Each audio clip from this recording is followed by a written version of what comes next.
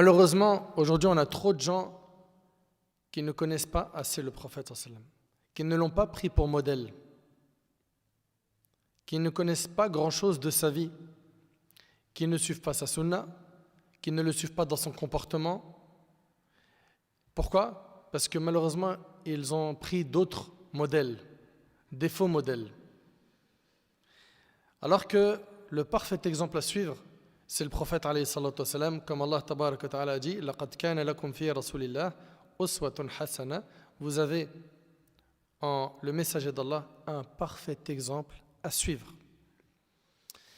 Son comportement alayhi salatu wassalam a été historique au point où Michael Hart, un chercheur américain, il n'était pas musulman.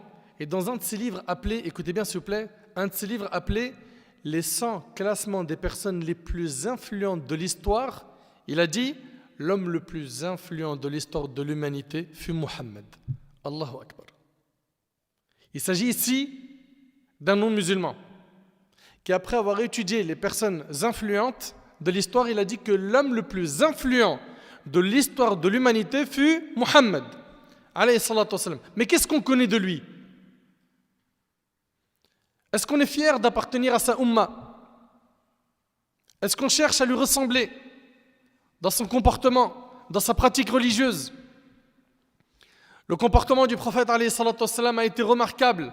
Allah tabaraka wa ta'ala a fait l'éloge de son comportement lorsqu'il a dit « Wa innaka la'ala khuluqin azim » Tu es certes d'une moralité éminente. C'est-à-dire qu'il a un comportement exceptionnel. Et parmi les missions du prophète sallallahu alayhi wa sallam, il y avait quoi ? De parfaire les nobles caractères. Le prophète alayhi salatu wassalam a dit « J'ai été envoyé pour parfaire les nobles caractères ». Le prophète sallallahu alayhi wa sallam puisait tout son comportement du livre d'Allah. C'est pour ça qu'il est exceptionnel. Tout ce à quoi le Coran a appelé comme qualité, comme bon comportement, il l'a adopté alayhi salatu wassalam. Et tout mauvais comportement blâmé par le Coran, notre bien-aimé alayhi salatu wassalam s'en est écarté. Lorsqu'on interrogea sa femme Aïcha radiyallahu anha, l'épouse du prophète sallallahu alayhi wa sallam, au sujet du comportement du prophète sallallahu alayhi wa sallam, elle répondit au questionnaire « Ne lis-tu donc pas le Coran ?» Il répondit « Bien sûr que si ». Elle dit alors « Le comportement du messager d'Allah était le Coran ». Et c'est rapporté par Muslim. C'est-à-dire quoi ? C'est-à-dire qu'il a mis en pratique ce qu'il y a dans le livre d'Allah. D'où le fait que c'était le meilleur homme qu'Allah tabaraka wa ta'ala a créé. L'exemple parmi les humains. L'exemple parmi les humains. L'imam al-Tabarani rahimahullah a rapporté d'après Safiya bint Huyay, qui fait partie des mères des croyants, une épouse du prophète qui témoigne « Je n'ai vu aucune personne ayant un comportement aussi parfait que le messager d'Allah. » Par Allah, son comportement était non seulement exemplaire, mais en plus de cela, personne n'a eu un comportement comme le sien. Son comportement, je vous le dis, je le répète, a été exceptionnel. Héraclius, l'empereur byzantin, il a été impressionné par le comportement du prophète lorsqu'Abu Sufyan lui en a parlé. Il a tellement été impressionné qu'il a dit à Abu Sufyan, vous connaissez Abu Sufyan, qui était le chef des Qurayshites. Il a dit, quant à moi, qui Héraclius, il a entendu ce qu'Abu Sufyan a dit sur le prophète et Héraclius a dit, quant à moi, si je savais pouvoir parvenir jusqu'à lui, je m'efforcerais par tous les moyens d'aller le trouver et dès que je serai auprès de lui, je lui laverai les pieds. Allahu Akbar. Et ça, c'était une marque de respect, de laver les pieds des gens. Et il comprit que le prophète était capable d'éradiquer la corruption sur terre, qu'il a enseigné les nobles caractères. Mes frères et sœurs, je vous rappelle qu'aujourd'hui, il y a environ 2 milliards de musulmans sur terre qui disent La ilaha illallah. Tout ça, c'est par quoi ? Par la da'wa du prophète, par son magnifique comportement. Lorsque les premiers commerçants musulmans sont entrés en Asie, ils ont impressionné les gens par quoi ? Al-akhlaq al-hasana, par les bons comportements, par les nobles caractères. C'est-à-dire qu'il se pouvait qu'un commerçant dise « N'achète pas chez moi aujourd'hui, j'ai bien vendu, va plutôt acheter chez mon frère. » Ou bien, la qualité que j'ai aujourd'hui dans ma marchandise n'est pas au point, elle n'est pas top, va chez mon frère, il vend une marchandise de meilleure qualité. C'était des comportements qui étaient impressionnants. Subhanallah. Dans le cas où tu n'aimes pas pour ton frère ce que tu aimes pour toi-même, tu n'es pas considéré comme un véritable croyant. Et eux, ils ont été comme ça. Qui? Nos ancêtres, les pieux prédécesseurs. Les gens se sont tellement posé de questions sur le comportement du prophète, sur cette religion magnifique, qu'en 2020, c'est les statistiques que j'ai pu avoir sur le net, j'ai pas réussi à avoir plus récent. En 2020, on a environ 229 millions de musulmans en Indonésie, 200 millions de musulmans au Pakistan, 213 millions de musulmans en Inde, 153 millions de musulmans en Bangladesh, et j'en passe. Et tout ça, c'est le fruit de quoi? Du comportement du prophète alayhi salatu wassalam. Subhanallah, aujourd'hui, les musulmans représentent environ un quart de la population mondiale. Je ne sais pas si vous imaginez. Et si l'islam s'est propagé autant, c'est par le bon comportement. Et j'insiste vraiment sur ce point. On a un trésor entre nos mains qui est l'islam, et hélas, peu de gens l'exposent comme il le faut. Pourquoi? Parce que ce trésor-là, ils n'en connaissent même pas sa valeur. Ils n'en connaissent pas sa valeur.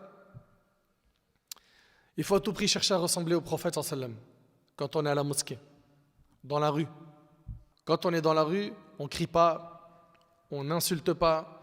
Il n'y a pas très longtemps, j'avais vu une de nos sœurs voilée, et je ne généralise pas, mais insulter une femme qui était à sa fenêtre avec des gros mots qui font trop mal aux oreilles, qui sont graves.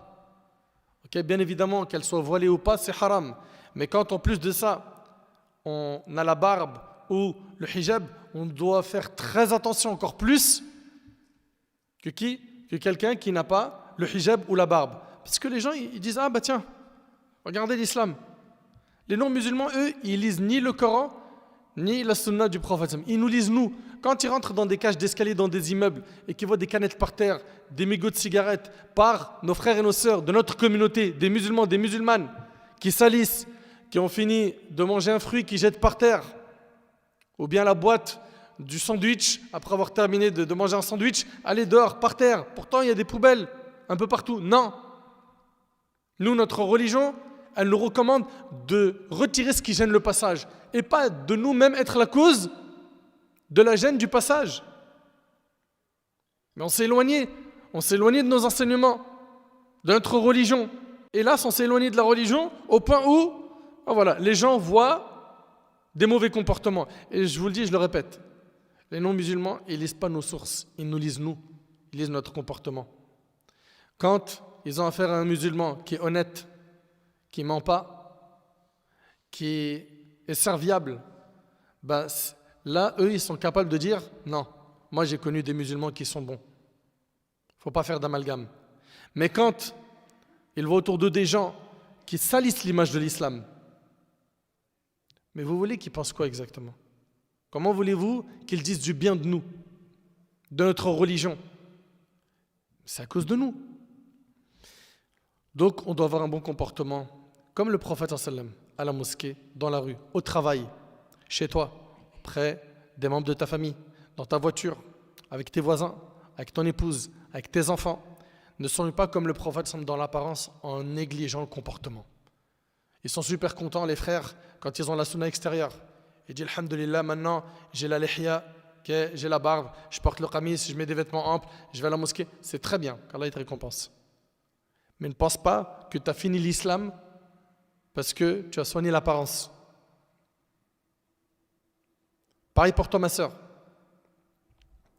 Et le travail le plus difficile, c'est le travail sur le cœur. D'enlever la haine, la rancune, toutes ces maladies du cœur, hubb shuhra, l'amour de la célébrité, l'ostentation, l'ujb, la fatuité, etc. Sachez, et je le répète, qu'en tant que musulman, on a une grande responsabilité sur le comportement qu'on laisse voir. On n'a pas le droit d'être irréprochable dans la mosquée et catastrophique dehors. C'est pas normal. Le musulman, il doit avoir un bon comportement partout. Et ce thème-là, qui est le comportement du prophète, j'ai envie de le commencer. Vous savez par quoi? Par le comportement du prophète alayhi salatu wassalam, envers ses ennemis. Vous êtes d'accord avec moi que quand quelqu'un il a des ennemis, son envie souvent c'est quoi? C'est de leur faire du tort, du mal, de se venger, n'est-ce pas? Le prophète alayhi salatu wassalam, il s'est fait insulter, calomnier. On a calomnié son épouse Aïcha radiyallahu anha. On lui a acheté des pierres, on l'a combattu. Et leur rêve à l'époque, c'était de tuer le prophète alayhi salatu wassalam. Et ils ont essayé de le tuer à plusieurs reprises. Ce qui est étonnant, c'est que lorsque les polythéistes voulaient préserver leurs biens, ils les remettaient au prophète sallallahu alayhi wa sallam. C'est-à-dire qu'ils n'étaient pas d'accord avec lui, ils étaient en guerre, en conflit, mais ils savaient que c'était l'honnête, le digne de confiance. As-Sadiq al-Amin, alayhi salatu wassalam. Subhanallah. Non seulement ils n'étaient pas d'accord avec lui, mais en plus de cela, ils l'ont combattu, lui et ses compagnons. Et les histoires sont nombreuses, c'est ce qu'il a subi Bilal radiyallahu anhu, la famille de Yasir, et j'en passe. L'histoire témoigne que lorsque le prophète alayhi salatu wassalam a voulu émigrer, quitter la Mecque pour aller à Médine, il a laissé Ali ibn Abi Talib radiyallahu anhu derrière lui. Vous savez pourquoi? Pour rendre les dépôts à leurs ayants droit. On lui avait confié des biens. Il a dit à Ali, toi tu restes pour rendre les dépôts.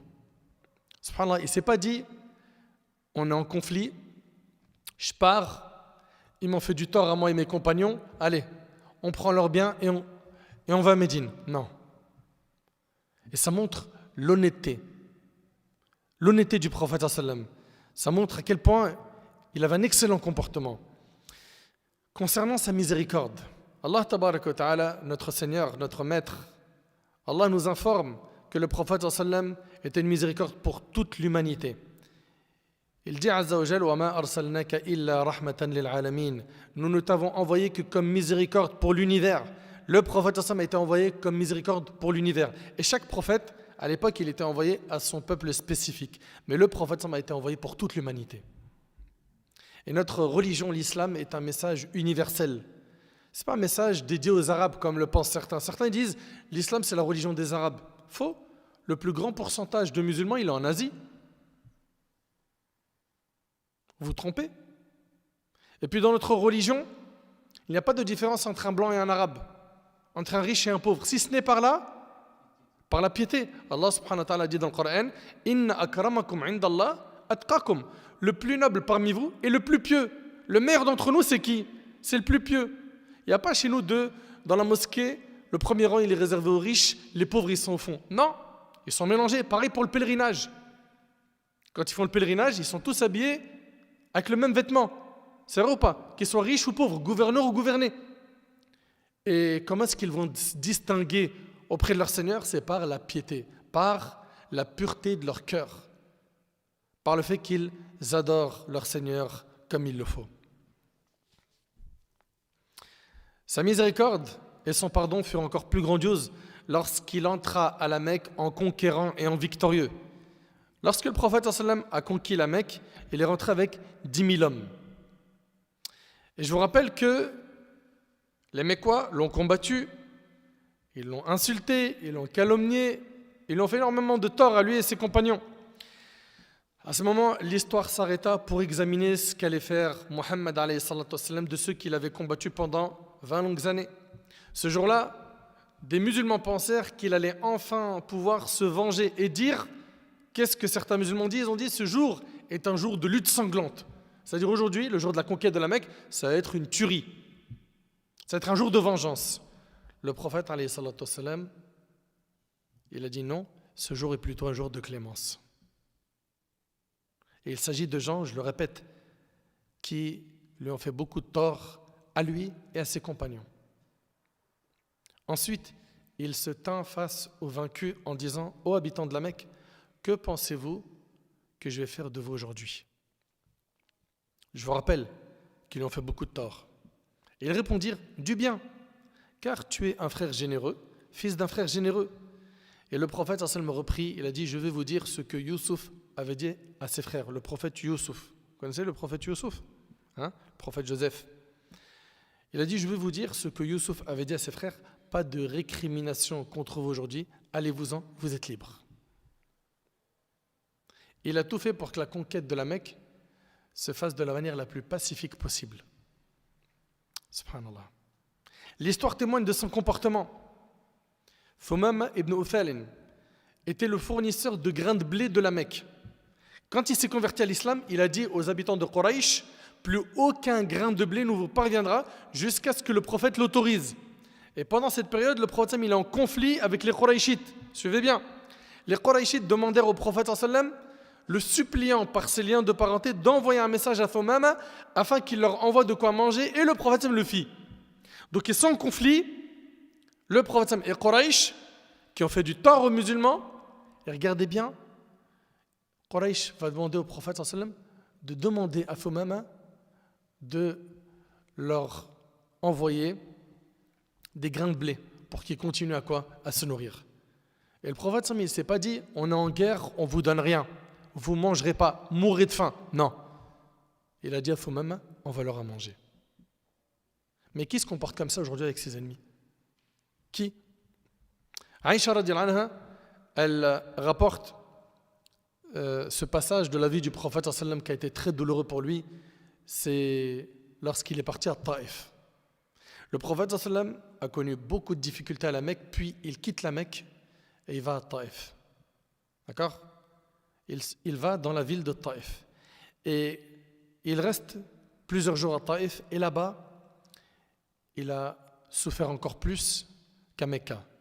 On lui a acheté des pierres, ok? Ils lui ont envoyé des voyous pour le chasser, et le prophète alayhi salatu wassalam a enduré de grandes épreuves. Et soudainement, en levant sa tête, il a vu un nuage dont l'ombre l'enveloppa, et en regardant, il a vu l'ange Gabriel. L'ange Gabriel l'appela et lui a dit: Allah a bien entendu ce qu'a proféré ton peuple contre toi et la façon dont ils t'ont traité. Alors il t'a envoyé l'ange des montagnes. L'ange me salua et me dit, donc ici c'est l'ange des montagnes, il a salué le prophète alayhi salatu wassalam, et il lui a dit: ô Mohammed, Allah a bien entendu ce qu'a proféré ton peuple contre toi. Je suis l'ange des montagnes et Allah m'a envoyé vers toi pour que j'exécute l'ordre que tu me donneras. Car si tu veux, je peux les recouvrir des deux montagnes. Donc l'ange des montagnes, il dit au prophète: si tu veux, je les engloutis. Qui? Le peuple de Taïf avec les deux montagnes qui les entourent. Là, le prophète sallam, on lui a acheté des pierres. Ils se sont très mal comportés envers lui. Et est-ce qu'il va dire à l'ange: engloutis-les, venge-moi, débarrasse-moi d'eux? Regardez sa réponse. Il va dire: non. Non quoi? Ne les engloutis pas. Non, car de leur descendance, j'espère qu'Allah fera sortir des personnes qui l'adorent seules sans rien lui associer. C'est rapporté par le Bukhari. Allahu Akbar. C'est-à-dire, subhanallah, imagine-toi, tu as quelqu'un qui te fait du mal avec tous les habitants de sa ville et que tu te retrouves dans cette situation où tu peux te venger. L'ange des montagnes te dit: si tu veux, je les ai engloutis. Et tu lui dis: non, eux ils sont peut-être mauvais, mais moi j'ai espoir en leur descendance. Peut-être que dans leur descendance il y a des gens qui vont adorer Allah sans rien l'associer. Ne leur fais pas de mal. Allahu Akbar. Wallahi al-azim, c'est impressionnant. Et regardez avec moi le comportement du prophète sallam en temps de guerre. En temps de guerre, de manière générale, les bons comportements sont inexistants. Il n'y a plus de principe. Le prophète sallam, en se dirigeant vers Badr pour combattre, il avait besoin d'un grand nombre de personnes. Pendant ce temps-là, les polythéistes avaient attrapé 2 compagnons, parmi eux Hudhayfa ibn al-Yaman. Ils les ont attrapés avant qu'ils entrent à Médine. Et ils leur ont dit: si vous voulez être relâchés, ne combattez pas avec le prophète à Badr. Vous voulez qu'on vous relâche? Vous n'allez pas à Badr pour combattre avec le prophète. Une fois relâchés, ils allèrent voir le prophète et lui racontèrent ce qui s'était passé. Après qu'ils aient terminé de raconter leur histoire au prophète, le prophète il leur a dit: respectez votre engagement, ne venez pas avec moi et je demanderai à Allah son soutien. Respectez votre engagement, ne venez pas avec moi. Mais franchement, que réagit aujourd'hui comme ça? En temps de guerre, respectez votre engagement. Aujourd'hui, si une telle chose se produit, qu'est-ce qui va être dit? Qu'est-ce que vous allez respecter votre engagement? Allez, venez avec nous, on a besoin de vous dans l'armée. Mais le prophète il a dit: respectez votre engagement et je demanderai à Allah son soutien. Allahu Akbar. Le prophète il a fait ça alors qu'il avait grand besoin de beaucoup de monde avec lui dans l'armée. Subhanallah. L'homme qui a tué la fille du prophète Zaynab, elle fut jetée du haut d'une monture pendant l'émigration. Suite à cela, elle décéda. Cet homme s'appelait Aswad. Plus tard, il embrassa l'islam. Il est parti voir le prophète. Le prophète il a accepté sa conversion et il lui a pardonné. Le prophète, alayhi salatu wassalam, et j'aimerais que vous méditez sur ce qui arrive, il a invoqué Allah pour Omar, qui était un ennemi de l'islam. Mais il a également invoqué pour qu'Allah guide qui? Abu Jahl. Écoutez avec moi ce hadith. At-Tirmidhi, rahimallah, il rapporte avec une chaîne de transmission authentique selon Abdullah ibn Umar radiyallahu anhuma, le prophète sallallahu alayhi wa sallam a dit: Oh Allah, fais triompher l'islam par celui que tu aimes le plus parmi ces deux hommes, Omar ibn Khattab ou Abu al-Hakam, Amr ibn Hisham, c'est-à-dire Abu Jahl. T'imagines que le prophète il fait dua pour qu'Allah guide Abu Jahl ou Omar ibn Khattab? Mais c'est impressionnant. C'est-à-dire qu'ici, il s'agit d'ennemis et le prophète il va faire dua pour eux. Mais on n'a pas ce réflexe. Nous, quand on voit des gens qui sont mauvais ou qui parfois ils vont faire du tort à la Ummah, la première chose c'est qu'Allah le maudisse, qu'Allah l'extermine. Alors que le prophète, quand on regarde dans sa sunna, effectivement, il lui est arrivé de maudire des gens.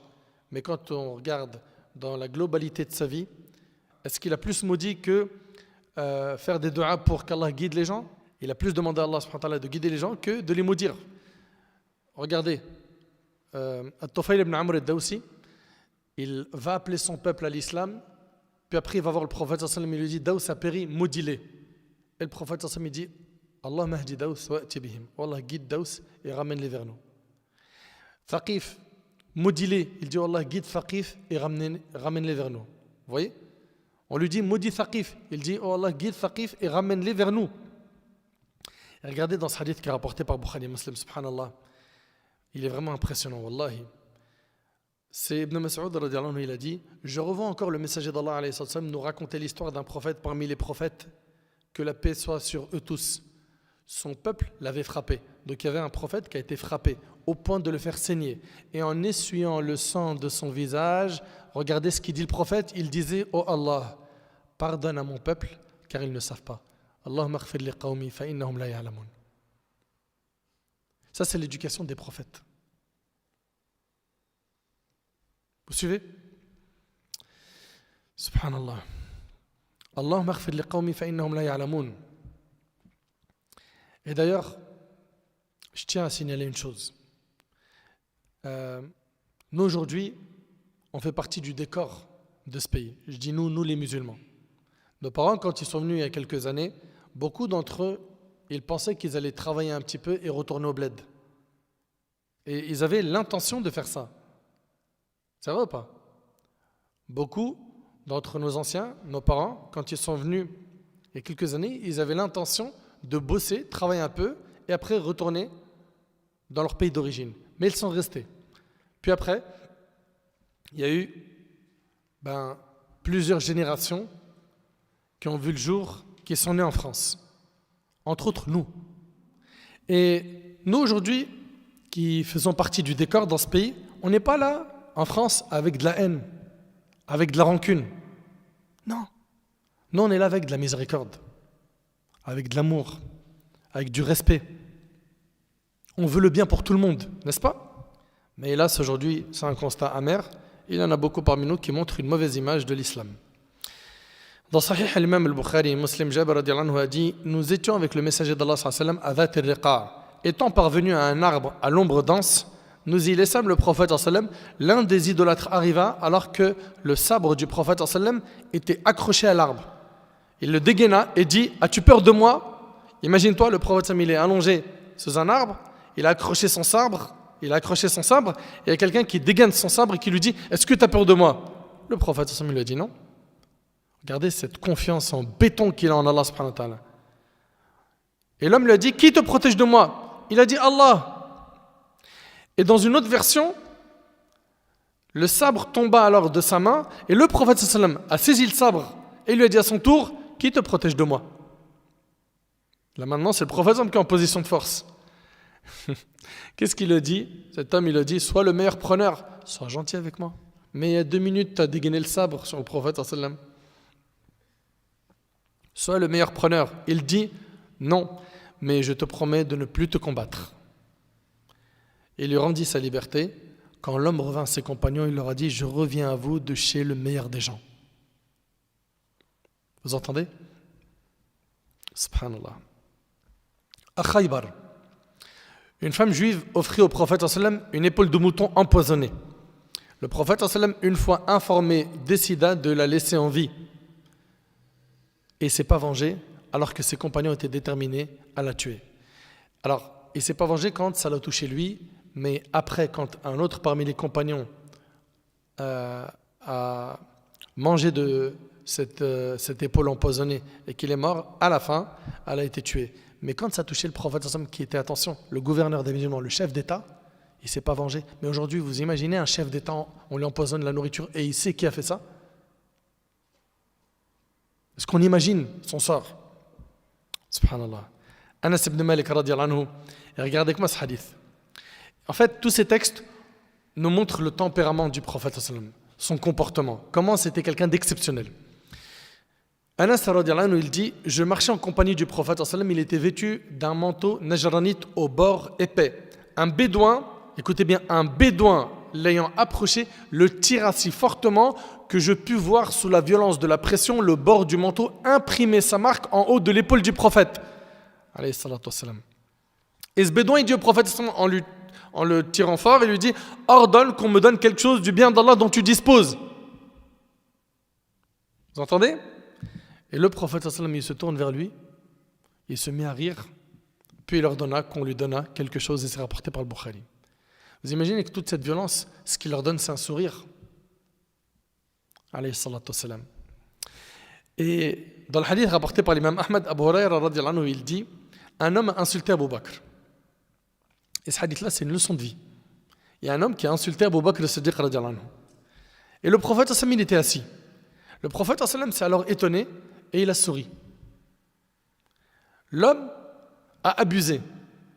Et quand il a abusé, Abu Bakr lui a répondu sur certaines de ses paroles. Alors le prophète il s'est énervé, il s'est levé. Abu Bakr l'a rattrapé, il lui a dit: ô messager d'Allah, il m'insultait alors que tu étais assis, et lorsque je lui ai répliqué certaines de ses paroles, tu t'es énervé et tu t'es levé. Le prophète il lui a dit: il y avait avec toi un ange qui répliquait pour toi. Il y avait un ange qui répondait à ta place. Il y avait avec toi un ange qui répliquait pour toi. Il y avait un ange qui répondait à sa place. Et lorsque tu lui as répondu sur certaines de ses paroles, alors le shaitan, le diable est venu. Et il ne convient pas que je m'assoie avec shaitan. Ô Abu Bakr, 3 choses sont certes vérités. Il n'y a aucun serviteur qui subit une injustice à laquelle il patiente pour Allah sans que cette injustice ne soit une cause pour qu'Allah affermisse son secours envers lui. 2. Aucun homme n'a ouvert une porte de cadeau en voulant par cela lier les liens de parenté sans qu'Allah n'augmente ses biens pour cela. 3. Et aucun homme n'a ouvert une porte de mendicité en voulant par cela s'enrichir sans qu'Allah n'augmente sa pauvreté. Tends pas ta main.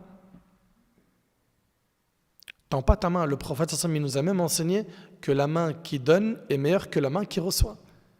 Et il a éduqué les compagnons à s'assumer financièrement. Ils allaient au marché, ils travaillaient. Je vous rappelle que le comportement du prophète il a été historique.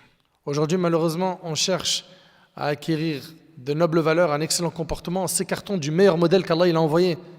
Le prophète Mohammed, le premier à avoir appelé au bon comportement avec les enfants, avant même l'UNICEF, fut le prophète. Le premier à avoir appelé au bon comportement envers les prisonniers, avant même les conventions de Genève, fut le prophète. Le premier à avoir appelé au bon comportement envers les femmes, avant le mouvement de libération des femmes, fut le prophète. Le premier à avoir appelé aux droits de l'homme, avant même la déclaration des droits de l'homme et du citoyen en 1789, fut le prophète. Le premier à avoir recommandé la libération des esclaves avant la déclaration universelle des droits de l'homme en 1945 à New York, fut le prophète. Le premier à appeler aux droits des animaux avant même l'association Greenpeace et WWF fut le prophète. C'est notre exemple. Et la question est, est-ce qu'on connaît tous ces textes et est-ce qu'on a cherché à être comme lui? Il s'agit de notre exemple. Est-ce qu'on a cherché à lui ressembler dans le comportement? Regardez comment il était envers les non-musulmans. Alayhi salatu wassalam. Il était juste et équitable. Lorsqu'il arrivait à Médine, il a rédigé, comme vous le savez, dites-moi, un pacte avec les Juifs. Et dans ce pacte, il y avait quoi? Qu'ils avaient à se gérer économiquement, qu'ils avaient la liberté de culte et le vivre ensemble existait depuis le Nabi alayhi salatu wassalam. Nous, on sait très bien comment vivre avec des concitoyens qui ne sont pas musulmans. Ok ? Et on a un respect pour ceux qui nous entourent. Peu importe leur religion, n'est-ce pas ?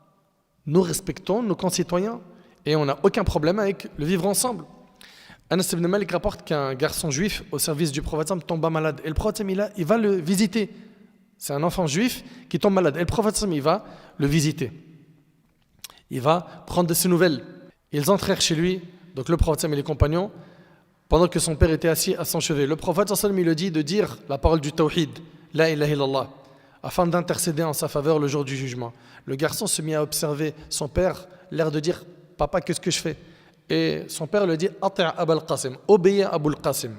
Suite à quoi, il a prononcé l'attestation de foi et le prophète a été heureux en disant « Louange à Allah qui l'a sauvé du feu de la géhenne » et c'est rapporté par l'imam al-Bukhari. Le prophète il respectait énormément les femmes, au point qu'il a fait une guerre pour défendre une femme qui avait été humiliée. Une femme qui a été humiliée, il a levé une armée pour elle. Je ne sais pas si vous réalisez. Il n'a jamais levé sa main sur une femme, ni sur un de ses esclaves, ni sur un enfant. Il écoutait attentivement le problème des femmes, alors qu'il avait une grande responsabilité sur les épaules, celle de la Ummah. Son comportement, je le dis, je le répète, envers les femmes, était vraiment impressionnant. Il se distinguait par une intense sensibilité et douceur. Le prophète, il aidait son épouse dans les tâches ménagères. Al-Aswad demanda à Aïcha, la femme du prophète, comment se comportait le prophète au sein de sa famille. Elle répondit, écoutez bien, il m'aidait dans les tâches ménagères et lorsque retentissait l'appel à la prière, il allait à la mosquée pour l'accomplir. Et c'est rapporté par le Bukhari. Subhanallah. Ça montre que le prophète aidait sa famille dans les travaux ménagers.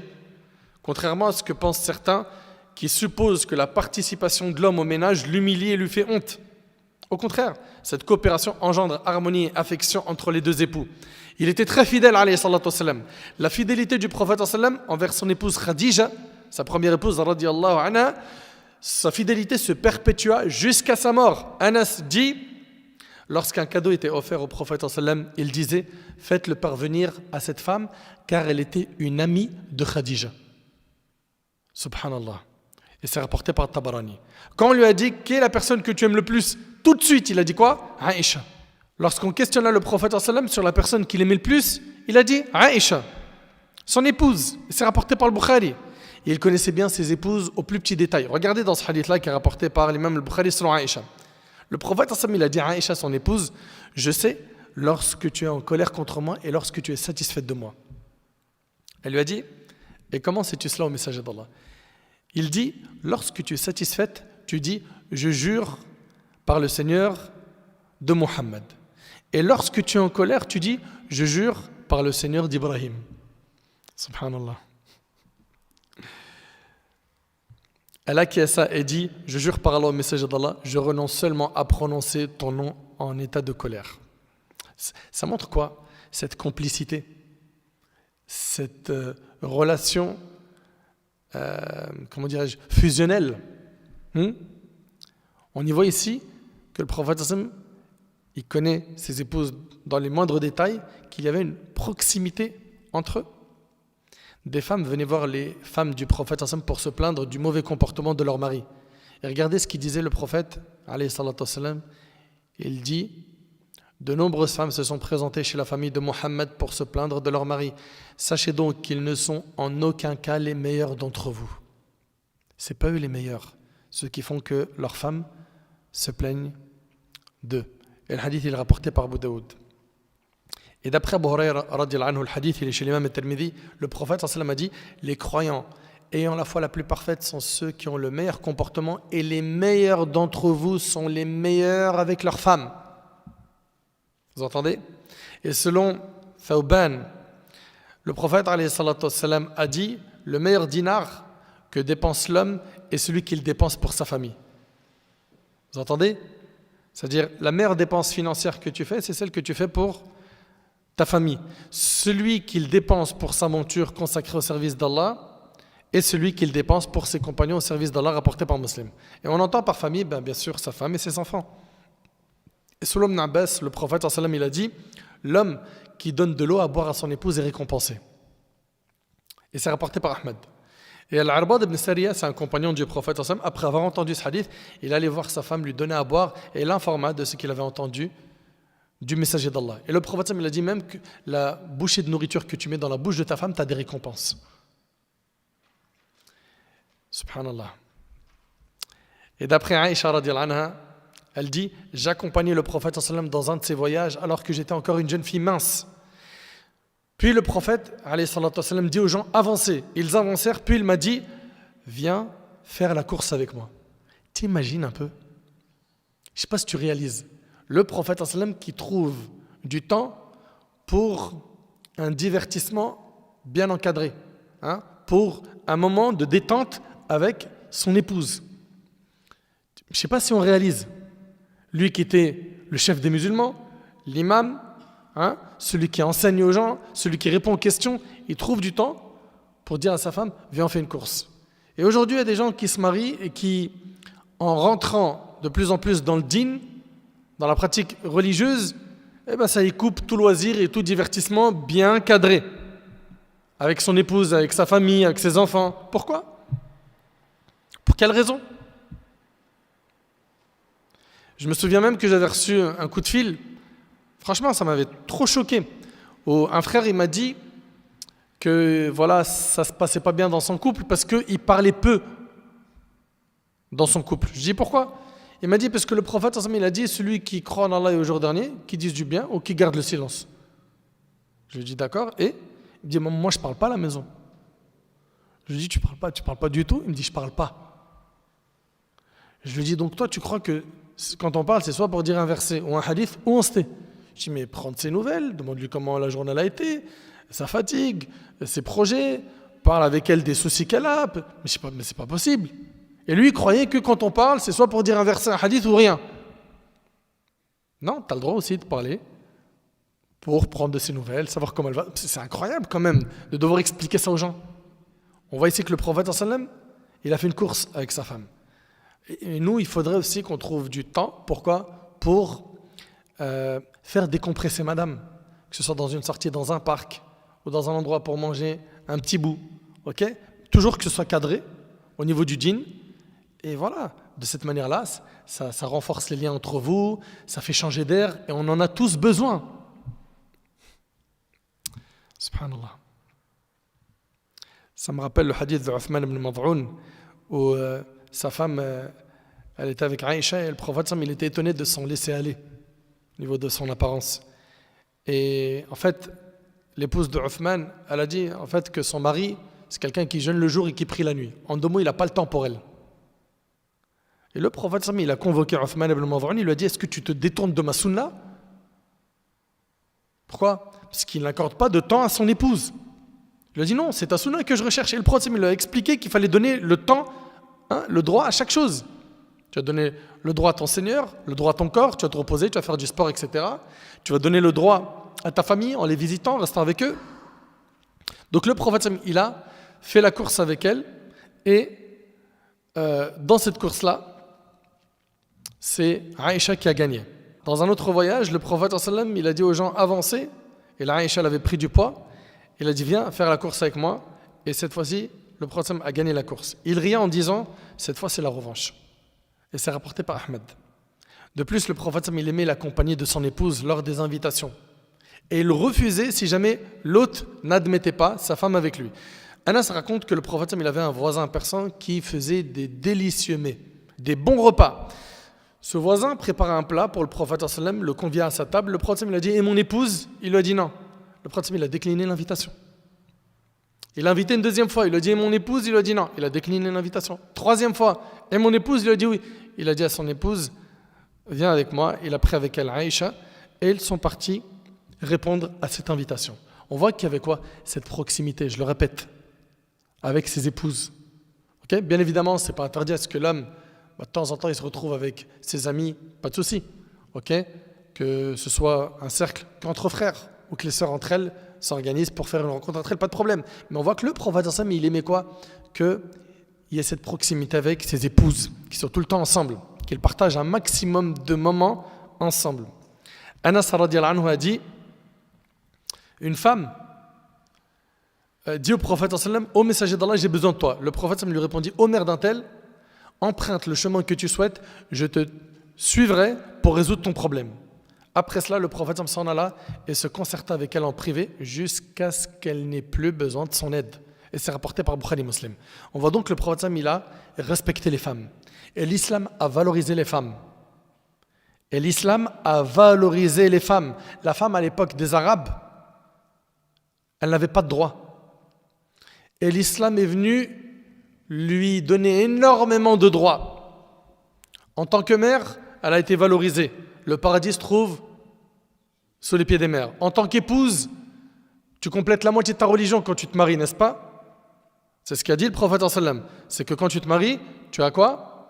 Fais la moitié de ta religion. Tu t'imagines? En tant qu'épouse, le prophète sallam, il a dit le meilleur d'entre vous, c'est le meilleur avec sa femme. En tant que fille, elle a été valorisée. Celui qui a 3 filles ou 2 filles, elles sont un bouclier contre l'enfer pour le papa, s'il les éduque bien.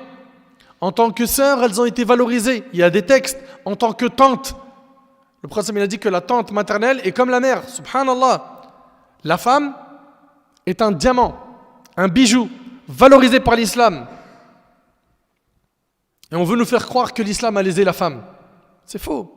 C'est simplement que malheureusement, beaucoup de gens ne connaissent pas l'islam. Le comportement du prophète envers les mamans et envers les ignorants. Subhanallah. Une autre preuve de la miséricorde et la tendresse du prophète, ce hadith qui est rapporté par Bukhari Muslim. Le prophète il dit, je débute la prière en groupe en ayant l'intention de la prolonger. Donc le prophète il prie en groupe, vous suivez ou pas? Et il a l'intention de prolonger la prière. Mais lorsque j'entends les pleurs d'un enfant, j'allège ma prière pour ne pas tourmenter sa mère. C'est-à-dire il a l'intention de prier longtemps la prière en groupe.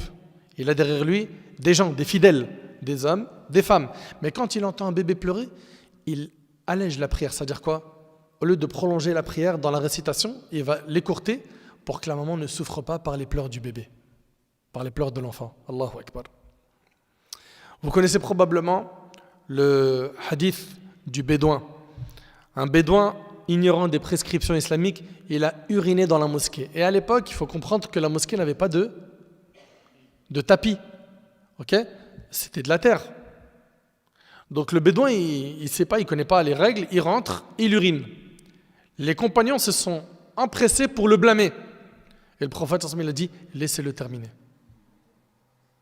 Et dans le laissez-le terminer, il y a énormément de sagesse. Premièrement, s'ils se précipitent vers lui, ils vont lui faire peur. Ils vont faire peur à cette personne-là. Et ça, c'est pas une bonne chose. Également, il y a le fait qu'il se peut qu'à la fin, par peur, il court. Et qu'il n'ait pas terminé d'uriner et qu'il salisse plus d'un endroit.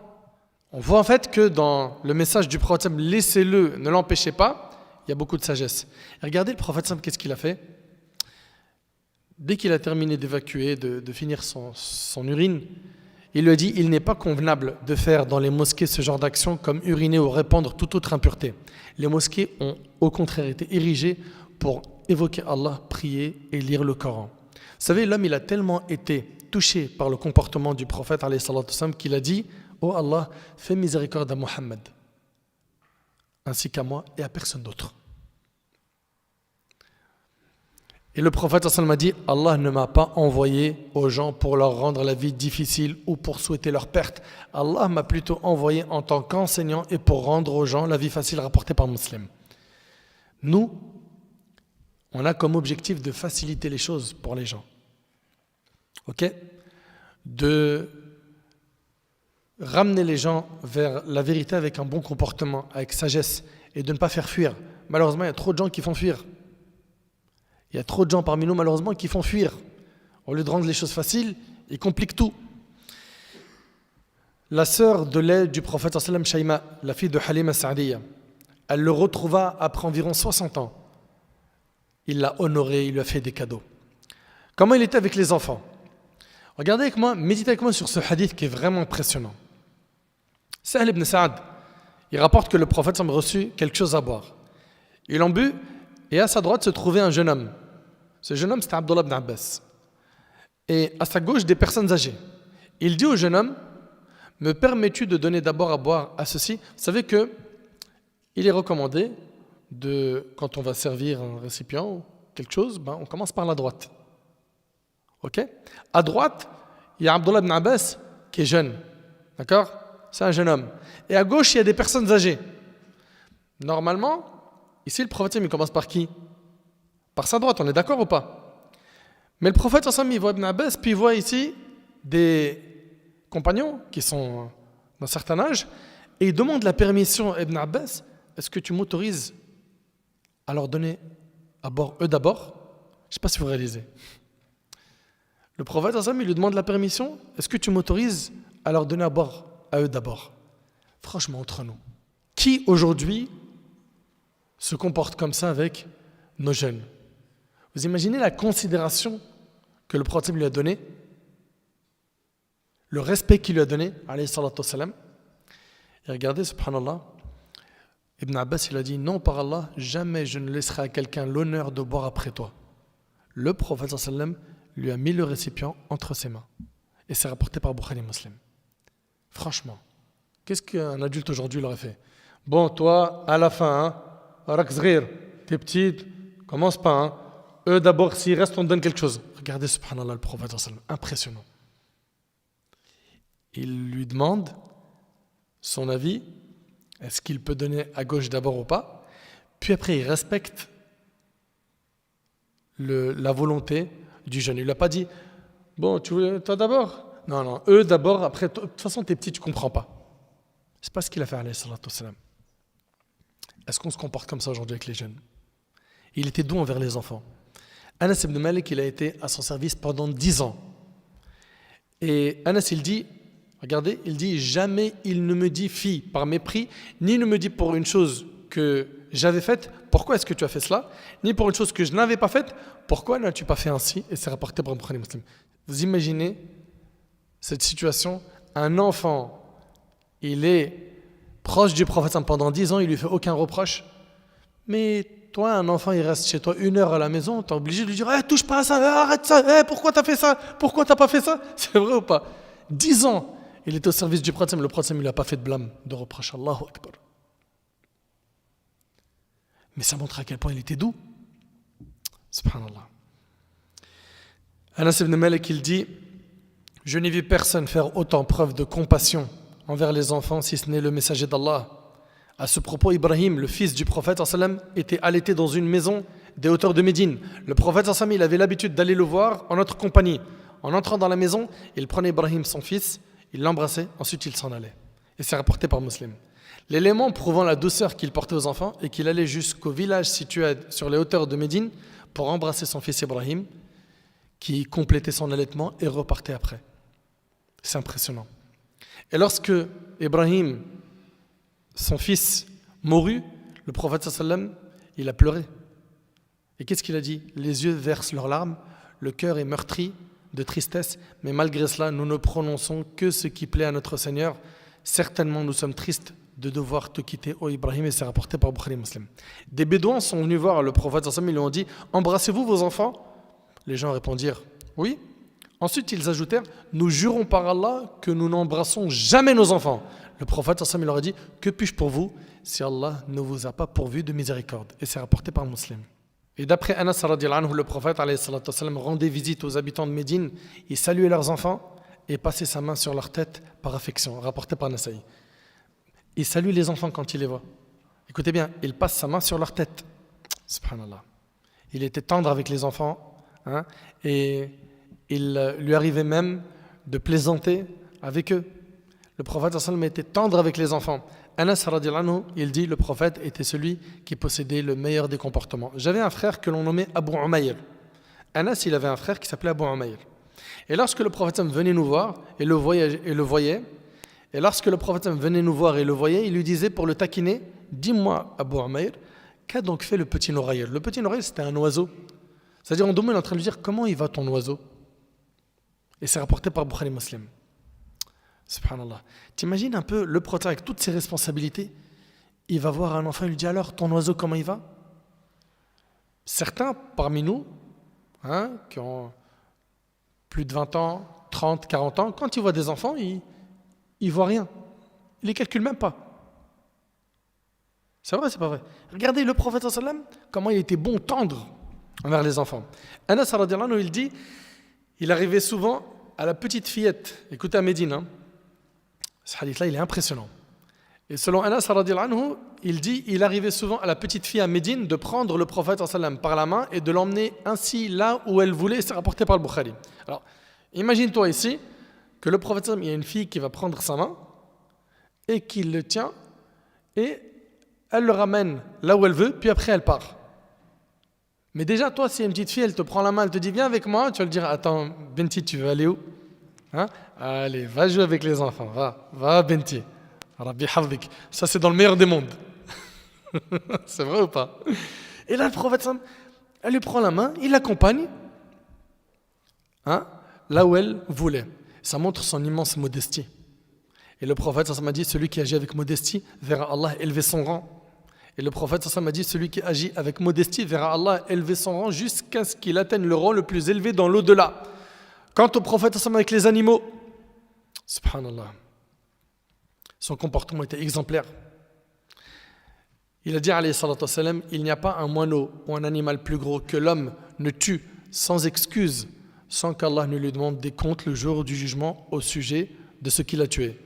On lui a dit, ô messager d'Allah, comment serions-nous excusés? Il répondit, vous ne serez excusés que lorsque vous l'aurez égorgé et mangé, et ne tranchez point sa tête pour la jeter, c'est-à-dire par amusement. Et il a dit aussi, ne prenez aucun être vivant pour cible. À l'époque, il arrivait que certains prennent des flèches et visent un animal, sans vouloir le manger derrière. Okay? Il arrive même dans certaines noblettes, moi en tout cas je l'ai vu avec certains de mes cousins, je l'ai vu de mes yeux, hein. Ils visent les chats avec des pierres. Et c'est un challenge, hein. Je vais le faire crier le chat. Regarde, t'as vu comment il est loin? Admire, et la nuit, hein. Il lui jette un caillou et t'entends le chat crier hyper fort. Et ils sont contents, hein. Et lui croise un main, il est à la côte. Je te dis ou pas, je gère. T'es fou? C'est contre l'islam ce que t'as fait. C'est contre l'islam.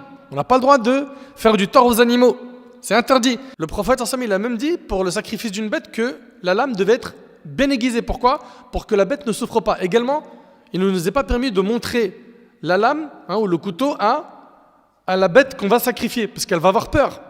Retenez ici que notre religion a demandé à ce qu'on soit bienfaisant envers les animaux.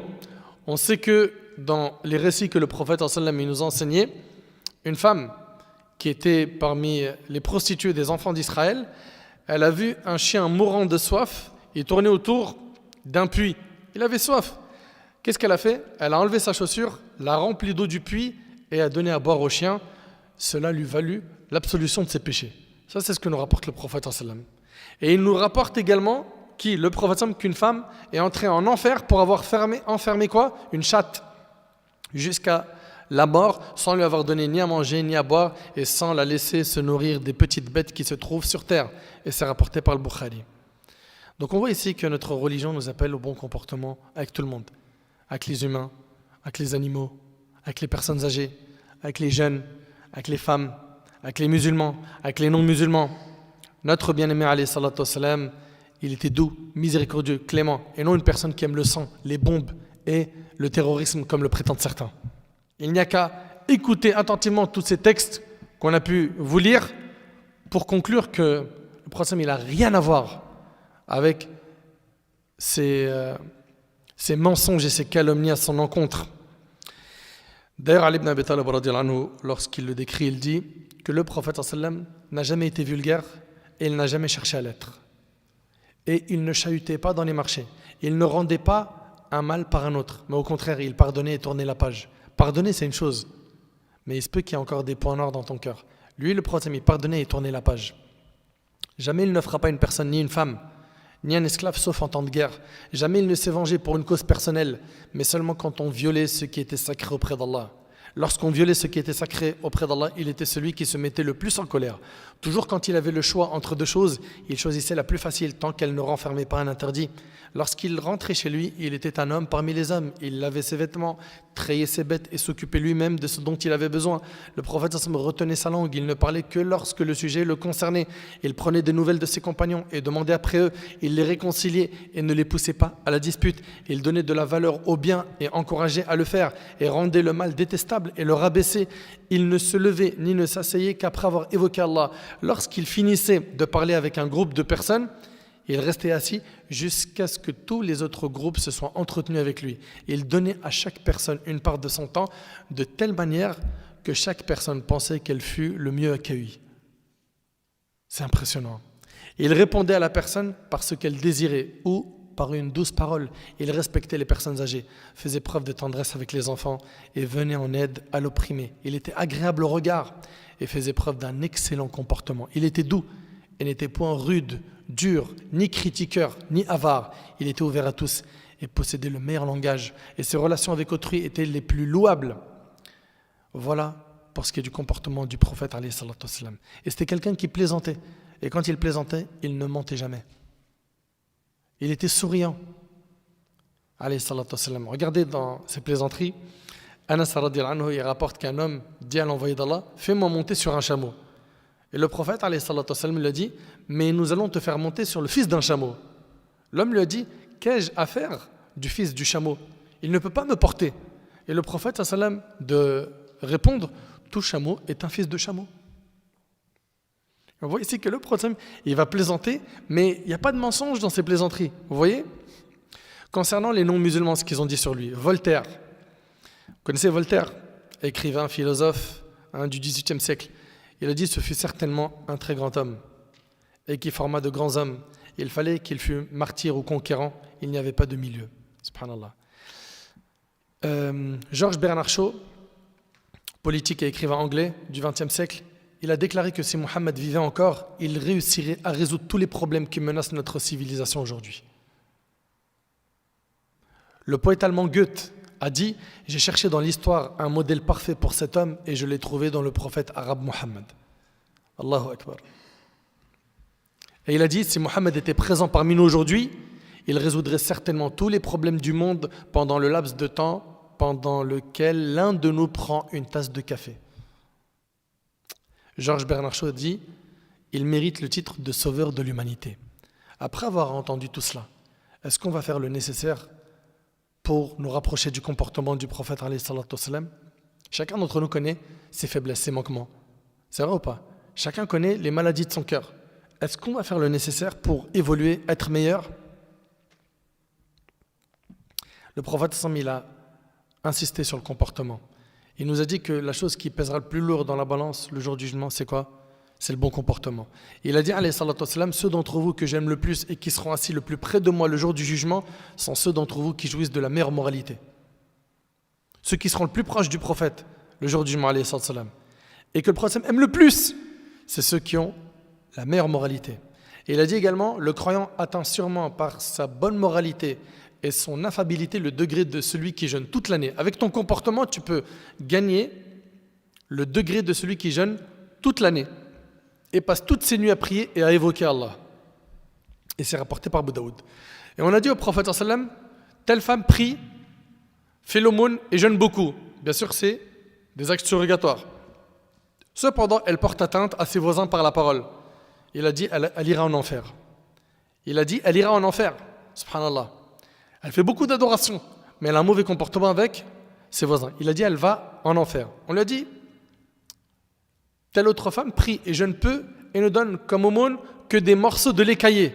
Mais elle ne fait aucun tort à ses voisins. Il a dit, elle ira au paradis. Et le hadith, il est rapporté par Ahmed. Et le prophète, il nous a parlé de ceux qui vont faire faillite le jour du jugement. Ceux qui vont faire faillite ne sont pas ceux qui ont perdu leur argent et leurs biens. Non, c'est ceux qui vont venir le jour du jugement. Ils ont prié, ils ont jeûné, ils ont fait l'aumône, ils ont fait plein de bonnes actions. Mais à côté de ça, ils ont fait quoi? Des injustices, du tort aux gens. Ils ont insulté des gens, ils ont frappé des gens, ils ont pris les biens de certains injustement. Qu'est-ce qui va se passer? Ils vont devoir réparer ces injustices commises avec leurs bonnes actions. Ils vont rembourser avec leurs bonnes actions. Et si jamais en remboursant les victimes, il n'a plus de bonnes actions, on prendra à ce moment-là les péchés des victimes pour les mettre dans son compte, puis il sera jeté en enfer. Faites attention de ne pas faire faillite le jour du jugement. Vous allez faire beaucoup de bonnes actions, mais vous allez faire également beaucoup de tort. Celui qui ne se repent pas de ces injustices commises, il risque de devoir rembourser avec ses bonnes actions le jour du jugement. Voilà donc mes frères ainsi que vous mes sœurs, succinctement, ce que j'avais à vous présenter concernant le comportement du prophète alayhi salatu wassalam. On aurait pu parler pendant longtemps. C'est un sujet qui mérite un séminaire de plusieurs jours, mais on voulait en à peu près 1 heure vous donner des grandes lignes pour que vous voyez à quel point notre bien-aimé alayhi salatu wassalam était quelqu'un d'exceptionnel, et surtout qu'on fasse le nécessaire pour nous réformer et d'améliorer notre comportement. Je demande à Allah subhanahu wa ta'ala de me faciliter ainsi qu'à vous de mettre en pratique ce qui a été dit aujourd'hui. J'implore Allah subhanahu wa ta'ala d'améliorer notre comportement, de nous pardonner nos manquements. J'implore Allah subhanahu wa ta'ala de nous accorder une bonne compréhension de sa religion. صلى الله سبحانه وتعالى أن ينفعني بما قلت وينفعكم بما سمعتم. هذا ما أعلم والله عز وجل أعلى وأعلم. سبحانك اللهم وبحمدك أشهد أن لا إله إلا أنت أستغفرك وأتوب إليك وآخر دعوانا الحمد لله.